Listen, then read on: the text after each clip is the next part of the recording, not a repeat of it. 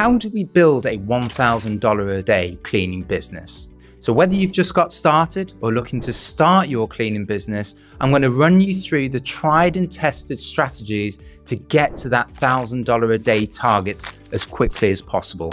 I'm going to take you through which client types we want to focus. I'm going to tell you which marketing channels we want to focus our attention. And finally, I'm going to tell you how we need to price our services to make sure that we're getting a great profit margin on our work.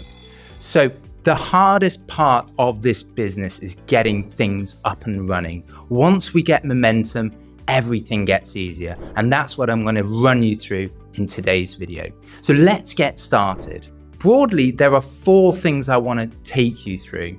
So first of all, let's break down the numbers. What does this $1,000 a day number mean?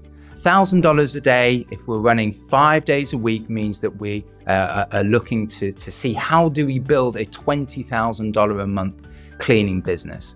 And for those of you that are getting started, this number may seem like a huge goal, a very distant target, but actually when we break down the numbers, we find that it is actually far easier to hit our goals if we break it out in this particular way. So for me, and as I've talked about a lot on my channel, I believe that the best way and the quickest way to scale your cleaning business is by focusing on recurring clients. So these are the clients that are paying you for every week or every 2 weeks or every month. But importantly, these clients are clients that are in your schedule, in your calendar. And the beauty about these clients is that once you get them into your business, once you win that client and book them in for that first service, they're going to continue to pay you money into the future as long as you're doing a great cleaning job. So I believe that we want to focus on recurring clients rather than one-off jobs. You know, there are lots of different cleaning one-off types of clients that you can go after: move in, move out cleans, post-construction cleans. There are lots of one-off cleans, but I believe the best way to grow your business is to focus on recurring clients. So if we are going after $1,000 a day, let's say the typical recurring client pays us $200 for each cleaning. You know, that could be very typical, it could be lower, it could be higher, but let's keep the math simple. If the average recurring client in our cleaning business is paying us $200, that means that we need to get 5 recurring clients every day, or be cleaning for 5 clients every day to get to that $1,000 a day target. So for those of you that have started your cleaning business and you have some recurring clients under your belt, generally I would say, you know, a typical cleaner could probably do 2 recurring clients a day, 1 in the morning and 1 in the afternoon. You know, you may be able to squeeze in a 3rd if you're working very quickly, or say the property sizes are small, maybe it's small condos in a highly in an urban area. But let's say the average cleaner can clean 2 recurring jobs a day. So if we need to get 5 recurring jobs a day, it basically means that we need probably 2 to 3 cleaners to do that work for us. So 5 jobs a day at $200 equals $1,000 a day. That is the target. So now we know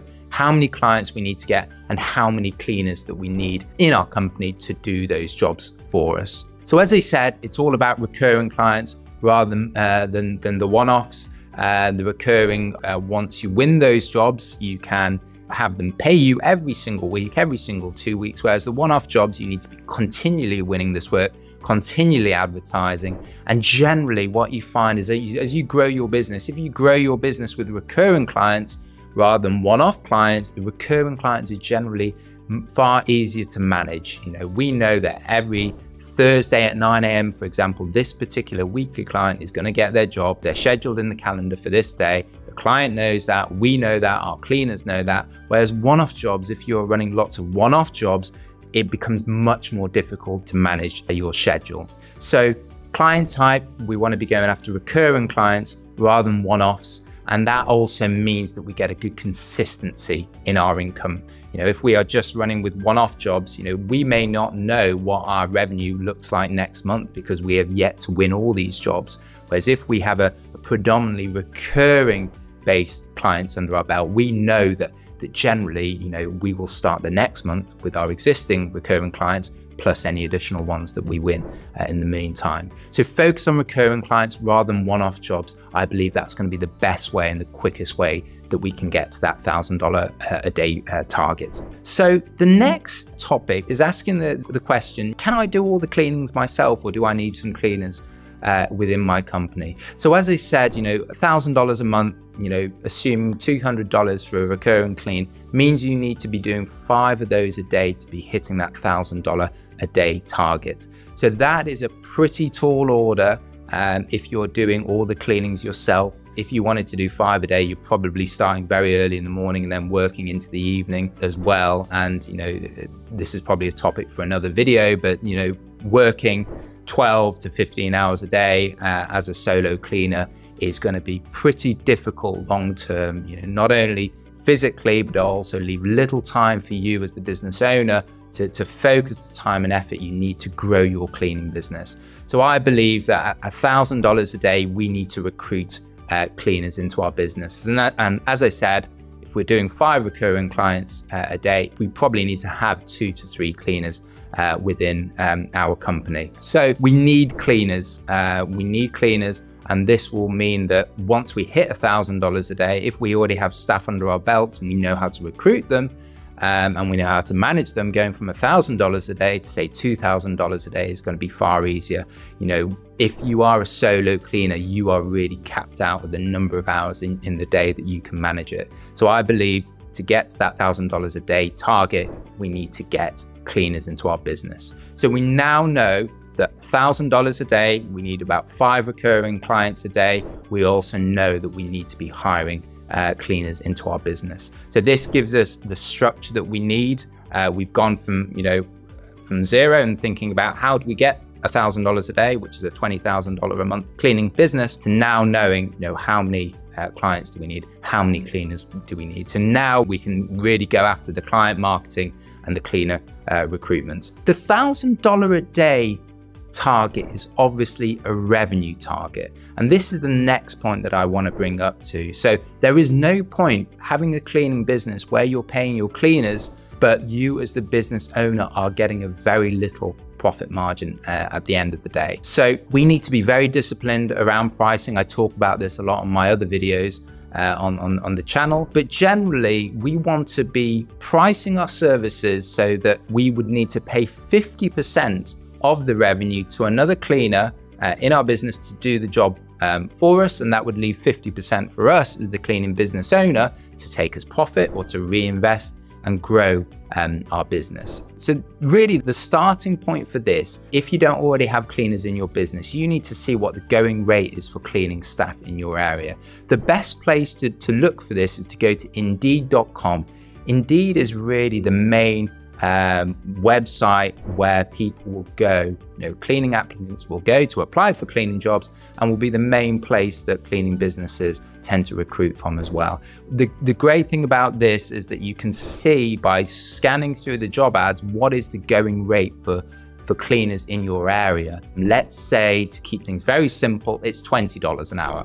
With this 50% labor cost number in mind, what that means is if a client booked us in for a job that we think is going to take 5 hours, we know from Indeed that to get or recruit a cleaner into our business, it's going to cost us 5 hours times $20 an hour. We know that we would need to pay a cleaner $100 generally to do a 5-hour job.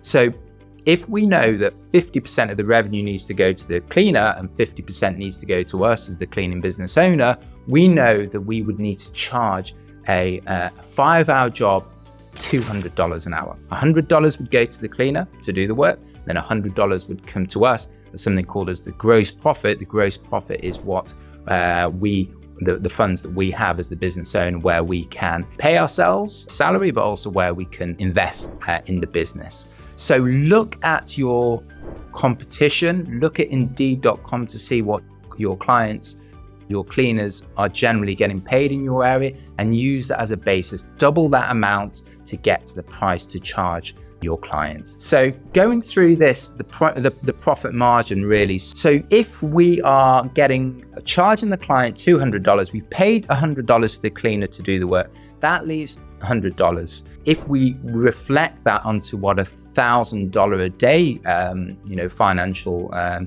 projection looks like, if we are getting $1,000 of revenue, we're paying 50% to our cleaners, that means that we're left with $500 in gross profit in our business. So $500 times 5 days, if we're working 5-day working weeks, that would be $2,500 times 4 weeks over the month. That would give us $10,000 in gross profit.